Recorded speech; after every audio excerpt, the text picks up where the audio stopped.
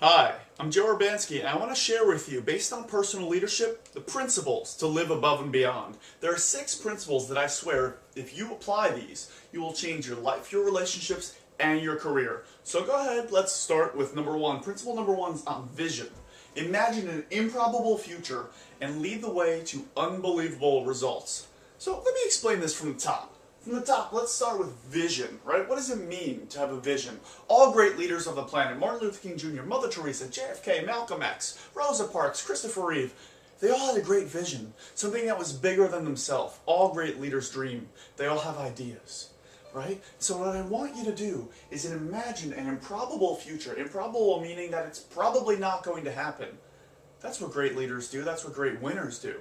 They imagine an improbable future, something that no one else would have ever imagined. No one else woke up and said, I have a dream. No one else said, I'm going to help as many people as I can no matter what it takes. I'm going to be so compassionate like Mother Teresa. No one else, when they had a break in their C2, C3 vertebrae, said, I will walk again. I will find a way. I don't know how, but I know why. Great leaders have a reason. They know exactly why they want what they want. So I want you to imagine an improbable future, something that probably won't happen, and lead the way to unbelievable results. I'm going to show you how to do that. We've got 4 ideas here. In the center, you see the word be. We've got do, have, and create. Think about this right now. Take a moment, stop, and think. What do you want to do in your life? What do you want to do in your relationships? What do you want to do in your work? What do you want to have? What do you want to create? I'm sure these are answers easy to come up with. But then if I ask you the question, who do you want to be? It's a much more challenging question. It's a lot harder to answer. But if you think about it, can you do the things that you want to do? Can you have the things you want to have? Can you create the things you want to create if you're not first who you really want to be? For example, let's say I want to, what do I want to do? Well, I want to win $1 million. No, what do you really want to do in this lifetime? For example, what I want to do is I want to have a child. I want to raise 2 kids, not 3. My wife wants 3. I just want 2. I want to raise 2 kids. I want to have a great family.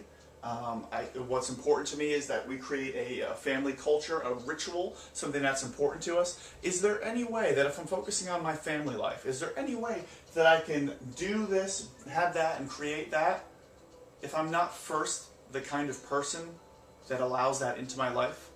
You think the perfect relationship doesn't come from finding the right person, but being the right person that everyone else is attracted to. If everyone else out there is looking for a great leader, if everyone else out there is looking for a great relationship, if everyone else out there is looking for a great job, doesn't it make sense that we observe the masses a little bit and do the opposite? If everyone's doing that, we don't want to be like most people. We want to be like ourselves. That's my job here, to help you become less like most people and more like yourself.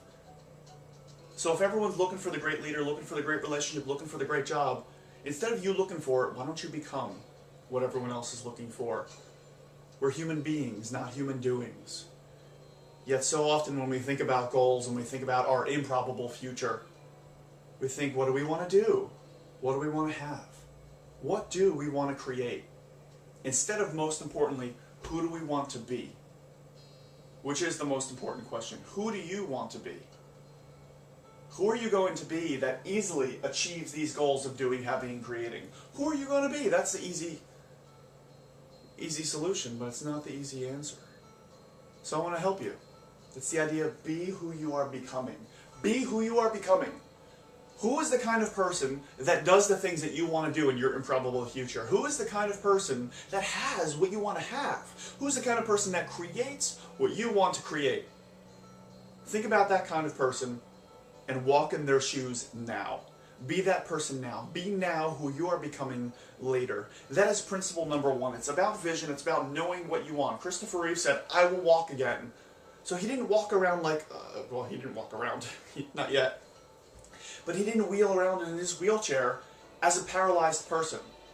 Because he said that what bothers him most are able-bodied people who paralyze themselves in some other way. And so he went out there and he did everything possible to not act like a paralyzed person. Martin Luther King Jr. did everything possible to act as if civil rights already happened. Mother Teresa does everything she can to act as if she's already the person that has brought love and warmth and compassion to other people's lives. So who are you becoming? That is the first challenge that I have for you. Principle number 1, imagine an improbable future and lead the way to improbable results. Principle number 2 is based on your mission. This is leading yourself. Lead yourself before leading others. So let's start again, right at the top here. Mission. What does mission mean? If vision is what you want, mission is how you're going to achieve it. Right now, I don't care how you're going to achieve it. It doesn't matter. Christopher Reeve didn't know how he was going to walk. Mother Teresa didn't know how she was going to help everybody. JFK didn't know how we were going to reach it to the moon. They just knew what they wanted and why. And then they led themselves before they led others. This is the idea that what I want you to do is go ahead, find a mirror. Right now, later on, whenever, I want you to find a mirror. And I want you to put yourself right in front of that mirror. And I want you to look at your reflection. And I want you to see what everybody else sees when they look at you. But I want you to do this in a fancy kind of way. I want you to close your eyes in front of this mirror. And I want you to focus and breathe. And just let out all your guilt, let out all your anxiety, let out all of your frustration, let out the world. Get the world off your back. I just want you to breathe. Put yourself in neutral. And for a moment, act as if nothing else mattered. Just put yourself in complete neutral. Open up your eyes. And then look in the mirror. And then tell yourself what everyone else sees when they look at you when you're in neutral. What do you look like when you're in neutral? I first did this activity. Oh, it was amazing. I first did this about 2 or 3 years ago. And I closed my eyes and I did this. And I opened my eyes. And I looked sad. And I said, sad? I don't want to look sad when I'm in neutral. Because then when I'm happy, I probably look like I'm in neutral. So I said, what do I need to do? If I'm going to lead others, if I'm going to be a great winner, if I'm going to achieve great things and have a lot of fulfillment and integration in my life, if I'm going to emerge as the person I want to be, I can't walk around in neutral looking sad. So I had to put a little smirk on my face. Maybe it was something I did with my eyebrows. But it's just the way our complexion, our face, our figure happens. So are you going to let it happen to you, or are you going to happen to the world? Are you going to make a change? Are you going to lead yourself before leading others?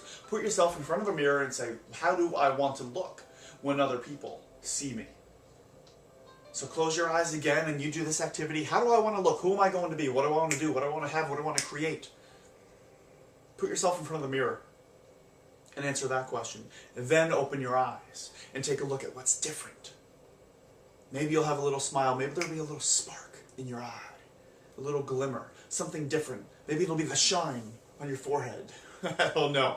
Whatever it may be, I want you to look in the mirror and decide who you're going to be. Because when everyone else looks around, the first thing that we judge is people's appearance. It's their energy. It's their aura. And you think of a charismatic person, someone who's charming, they've got that, don't they? They definitely have that going for them. So my challenge for you is lead yourself before leading others, because we usually do what we usually do.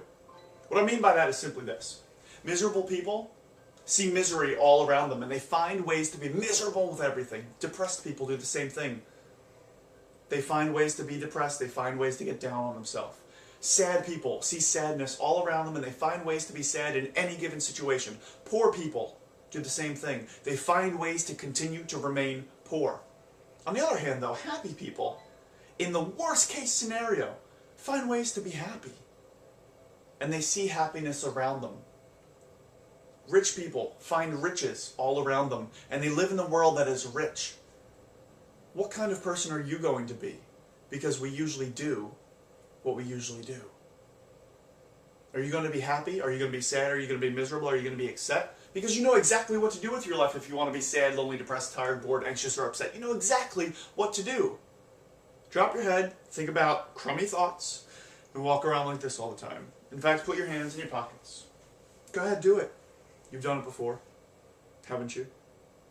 So if you know exactly what to do to feel that way, if you did the opposite, wouldn't it make sense that you feel a little bit better? We usually do what we usually do. So the question I have for you in how you're going to achieve your vision is, what do you usually do?